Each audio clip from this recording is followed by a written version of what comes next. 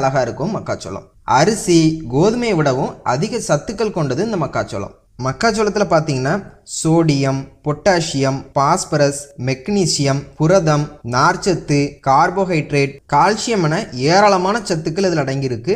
இவ்வளவு சத்துக்கள் அடங்கிய மக்காச்சோளத்தை உணவில் சேர்த்து சமைத்து சாப்பிட்டு வர என்னென்ன நன்மைகள் நமக்கு கிடைக்கும் மற்றும் குணமாகக்கூடிய நோய்கள் என்ன அப்படிங்கிற பற்றி தான் இந்த வீடியோவில் பார்க்க போகிறோம். ஸோ மிக மிக பயனுள்ள இந்த வீடியோவை ஃபுல்லாக பாருங்கள். அதுக்கு முன்னாடி நீங்கள் இது வரைக்கும் நம்ம சேனலை சப்ஸ்கிரைப் பண்ணலன்னா வீடியோக்கில் இருக்கிற ரெட் கலர் சப்ஸ்கிரைப் பட்டனை கிளிக் பண்ணி சப்ஸ்கிரைப் பண்ணிக்கோங்க. அப்படியே பக்கத்தில் இருக்க பெல் பட்டனை கிளிக் பண்ணிக்கோங்க. நாங்கள் எந்த வீடியோ அப்லோட் பண்ணாலும் உங்களுக்கு உடனடியாக கிடைக்கும். சோளத்தில் அதிக அளவு மாவுச்சத்தும் நார்ச்சத்தும் அடங்கியிருக்கிறதுனால காலை உணவுக்கு ஒரு சிறந்த உணவும் கூட.